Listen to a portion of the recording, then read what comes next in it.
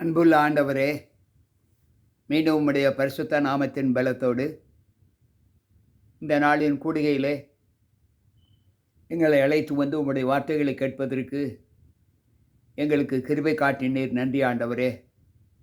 வந்திருக்கின்ற எங்கள் ஒவ்வொருவரையும் உம்முடைய திருக்கரத்தில் ஒப்புக் கொடுக்கிறோம். எங்களை ஏற்று சத்தியத்தின் பாதையிலே நடக்க எங்களுக்கு பலத்தை தாரும். மீட்பர் இயேசுவின் நாமத்தில் ஜெபிக்கிறேன் நல்ல பிதாவே, ஆமென். அன்பு பிள்ளைகளே, கர்த்தருடைய பரிசுத்த நாமத்திற்கு கொடான கோடி நன்றிகளை ஏறெடுத்து தேவ சமூகத்தில் வந்திருக்கிற உங்கள் அனைவருக்கும் நம் ஆண்டவரும் இரட்சகருமாய் இருக்கிற இயேசு கிறிஸ்துவின் பரிசுத்த நாமத்தில் வாழ்த்துக்களை சொல்லி, இந்த செவ்வாய்க்கிழமையில் காலை பொழுதை காண்பதற்கு நமக்கு கிருபை கொடுத்த தேவனுக்கு கொடான கோடி நன்றிகளை ஏறெடுத்து வந்திருக்கின்ற நாம் அனைவரும் தேவனுக்குள்ளாக நம்மை ஒப்புக் கொடுப்போம். இந்த நாளிலும் 1 கொரிந்தியரின் புஸ்தகம் 9வது அதிகாரம் 16வது வசனத்தை நாம் தியானத்திற்கென்று தியானிக்கப் போகிறோம். பவுல் தன்னுடைய ஊழியத்தை செய்யும்போது அந்த ஊழியத்தை செய்வது அவனுக்கு எந்த விதத்திலும் பெருமையோ எத்தனமோ கிடையாது. ஆனால் அந்த ஊழியத்தை குறித்து அவன் மேன்மை பாராட்டுவதற்கு அவனுக்கு விருப்பமில்லை. ஏனென்றால் அவன் அதை எப்படி எண்ணுகிறான் என்றால் ஒரு கடமையாக எண்ணுகிறான். 1 கொரிந்தியர் 9:16 இப்படி சொல்லுகிறது: சுவிசேஷத்தை நான் பிரசங்கித்து வந்தும் மேன்மை பாராட்ட எனக்கு இடமில்லை. அது என்மேல் விழுந்த கடமையாய் இருக்கிறது. சுவிசேஷத்தை நான் பிரசங்கியாமல் இருந்தால் எனக்கு ஐயோ என்று சொல்லுகிறார். அன்பு பிள்ளைகளே, இன்றைக்கு ஊழியக்காரர்கள் சத்தியத்திற்கென்று தங்களை அர்ப்பணிக்கும் போது, ஊழியத்திற்கென்று அழைக்கப்படும் போது அதை குறித்து மேன்மை பாராட்டக்கூடாது. ஏனென்றால் அது ஆண்டவரால் அழைக்கப்பட்ட ஊழியம், நாம் தேடிச் செல்லக்கூடிய ஊழியம் அல்ல. ஆண்டவர் நம்மை தெரிந்து கொண்டு அந்த ஊழியத்திற்கென்று அவர்களை அழைத்த தயவு. ஆகவே நாம் அந்த ஊழியத்தை குறித்து பெருமை பாராட்டுவதில் பிரயோஜனம் இல்லை. இன்றைக்கு அநேக தங்களை குறித்தே மேன்மை பாராட்டுகிற ஊழியர்களை நாம் பார்க்க முடிகிறது. நான் நான் நான் என்று சொல்லுகிற அனுபவம், நான் கட்டளையிடுகிறேன், நான் ஜெபிக்கிறேன், நான் என்று தங்களை குறித்தே மேன்மை பாராட்டுகிற ஒரு அனுபவத்தை ஊழியர்கள் செல்வது, அது ஆண்டவரை மேன்மைப்படுத்துவதற்கு உரியது அல்ல. இங்கு பவுல் சொல்லுகிறார், சுவிசேஷத்தை நான் பிரசங்கித்து வந்தும் எனக்கு மேன்மை பாராட்டுவது எனக்கு தகுதி அல்ல. அது என்மேல் விழுந்த கடமை.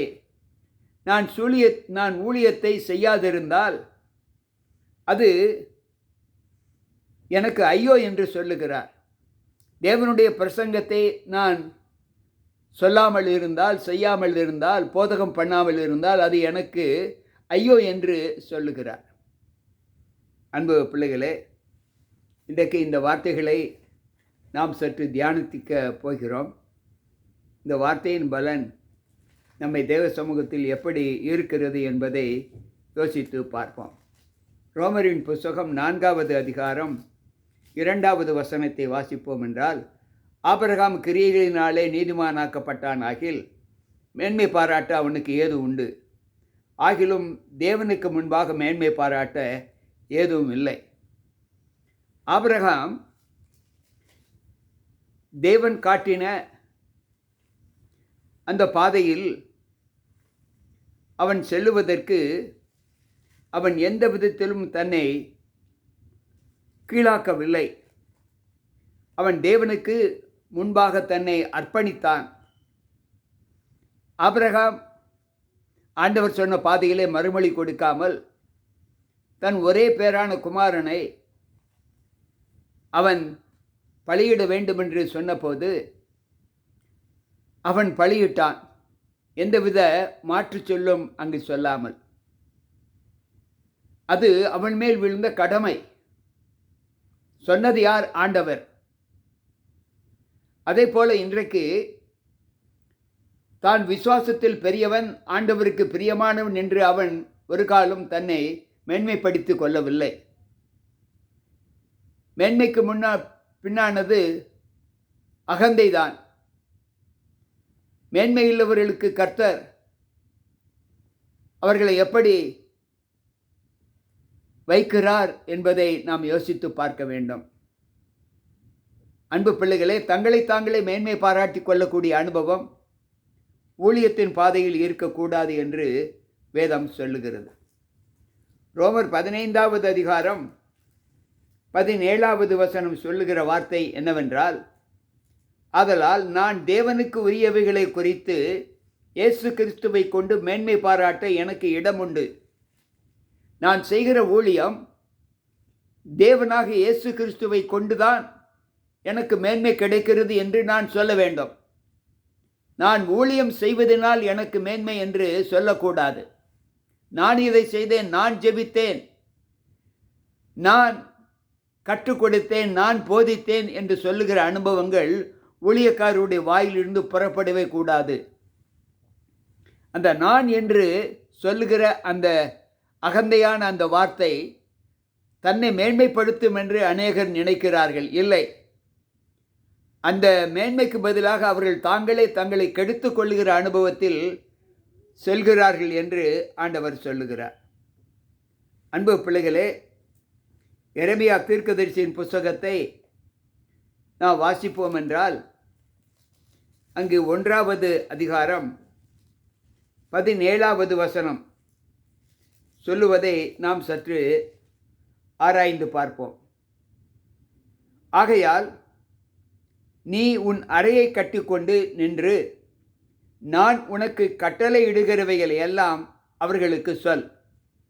நான் உன்னை அவர்களுக்கு முன்பாக கலங்க பண்ணாதபடிக்கு நீ அவர்கள் முகத்துக்கு அஞ்சாதிரு. நான் உனக்கு சொல்லுவதையெல்லாம் நீ அவர்களுக்கு கண்டிப்பாய் சொல். அவர்களுக்கு முன்பாக நான் உன்னை களங்கம் பண்ணாதபடிக்கு நீ அவர்கள் முகத்திற்கு அஞ்ச வேண்டாம். இன்றைக்கு ஊழியம் செய்வதிலே நாம் பாராமுகம் காட்டக்கூடாது, அஞ்சக்கூடாது, பயப்படக்கூடாது. கலங்காதே, திகையாதே, நான் உன்னோடு இருக்கிறேன் என்று ஆண்டவர் சொல்லி இருக்கிறாரே, பின்பு ஏன் நாம் பயப்பட வேண்டும்? அன்பு பிள்ளைகளே, அன்றைக்கு காயின் தன்னுடைய சகோதரனாக ஆபேலை கொலை செய்து அவன் தேவனுடைய நிந்தைக்கு உட்பட்டவனாக மாற்றப்பட்டான். பிலேயாம் வஞ்சகத்தினால் உண்டான கூலியை பெறுவதற்கு தன் பலத்தை, தன் ஞானத்தை விற்று போட்டான். கோரா பேசின சாட்சிகளின் நிமித்தம் அவர்கள் அந்த பொய்யுக்கு தங்களை விற்று போட்டார்கள் என்று வேதம் சொல்லுவதை நாம் பார்க்கிறோம். என்னாகம புஸ்தகங்களிலே 16வது அதிகாரத்திலேயும் என்னாகம 34வது அதிகாரத்திலேயும் அந்த வாசகங்களை வாசிக்கலாம். அன்பு பிள்ளைகளே, இன்றைக்கு நம்முடைய வாழ்க்கையில் நாம் தேவனுக்கென்று ஊழியம் செய்கிற ஒரு அனுபவம் நம்முடைய வாழ்க்கையில் எப்படிப்பட்டதாய் காணப்படுகிறது?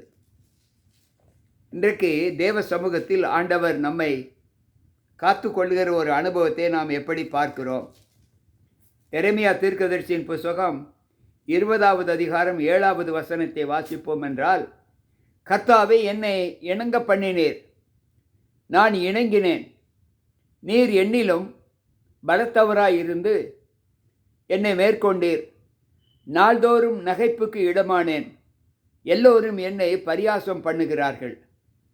ஆண்டவரே, நீர்தானே சொன்னீர் இணங்கு என்று. நான் இணங்கிவிட்டேன். ஆனால் இன்றைக்கு எல்லோரும் என்னை குறித்து பரியாசம் செய்கிறார்களே என்று ஏசாயா புலம்புகிறார். எனக்கு பிரியமான தேவ பிள்ளைகளே, இப்படிப்பட்ட புலம்பலுக்குள் நாம் நம்மை ஒப்புக் கொடுக்கும்போது ஆண்டவர் சொல்லுகிற பாரமான வார்த்தை என்ன என்றால், நீ எதை குறித்தும் நீ கவலைப்பட வேண்டாம். செப்பனியா 3:15 சொல்லுகிறது, கர்த்தர் உன் நடுவில் இருக்கிறார், இனி தீங்கை காணாதிருப்பாய் என்று சொல்லுகிறார். கர்த்தர் உன் நடுவில் இருக்கிறார், இனி நீ தீங்கை காணாதிருப்பாய் என்று ஆண்டவர் சொல்லுகிறார். எனக்கு பிரியமான தேவ பிள்ளைகளே, எந்த பலவீனங்களிலிருந்தும் நாம் நம்மை தற்காத்து கொள்ள வேண்டுமென்று விரும்பினால் அந்த பலவீனத்திலே நாம் தேவனுக்கு சாட்சியாக இருக்கிறோம் என்பதை நாம் யோசித்து பார்ப்போம். மெய்யான தேவன் நம்மோடு கூட இருக்கிறார் என்ற உணர்வுகள் நம்மிலே எப்படி உண்டாக்கப்பட்டு இருக்கிறது என்பதை யோசித்து பார்ப்போம். எரேமியா தீர்க்கதரிசியின் புஸ்தகம் 30வது அதிகாரம் 11வது வசனம் சொல்லுகிறது, உன்னை ரட்சிப்பதற்காக நான் உன்னோடு இருக்கிறேன் என்று கர்த்தர் சொல்லுகிறார். உன்னை சிதறடித்த எல்லா ஜாதிகளையும் நான் நிர்மூலமாக்குவேன், உன்னையோ நான் நிர்மூலமாக்காமல் முற்றிலும் தண்டியாமல் மட்டாய் தண்டிப்பேன் என்று சொல்லுகிறார். அன்பு பிள்ளைகளே, இன்றைக்கு நம்முடைய வாழ்க்கையில் நாம் தேவனுக்கு ஊழியம் செய்யக்கூடிய ஒரு மகத்துவத்தை பெற்றிருக்கிறோம் என்றால், அழைக்கப்பட்டு இருக்கிறோம் என்றால், அது தேவன் நமக்கு கொடுத்த ஒரு ஊழியம். அந்த ஊழியத்தை உதாசீனத்தோடு, கர்வத்தோடு, மேட்டுமையோடு செய்யக்கூடாது. அந்த ஊழியத்திலே தாழ்மை மிக மிக அவசியம். அந்த ஊழியத்திலே அன்பு காட்டக்கூடிய குணம் மிக மிக அவசியம். அடுத்தவர்களை நாம் எண்ணக்கூடிய எண்ணங்கள் மகிமைக்குரியதான எண்ணமாக காணப்பட வேண்டும். அப்படிப்பட்ட ஊழியங்கள் தான் தேவனுடைய பார்வைக்கு உகந்ததாக காணப்படும். கர்த்தர் நமக்கு என்ன சொல்லிக் கொடுத்தாரோ அந்த போதனையை தான் போதிக்க வேண்டும். 1 பேதுரு 4:12 வாசிக்கும்போது, ஒருவன் போதித்தால் தேவனுடைய வாக்கியங்களின்படி போதிக்க கடவன் என்று ஆண்டவர் சொல்லுகிறார். இன்றைக்கு ஊழியத்தின் பாதையிலே அநேகர் தங்களுடைய சுய இச்சைகளுக்கேற்ற ஊழியத்தை செய்து வருவதை இங்கு நாம் பார்க்கிறோம்.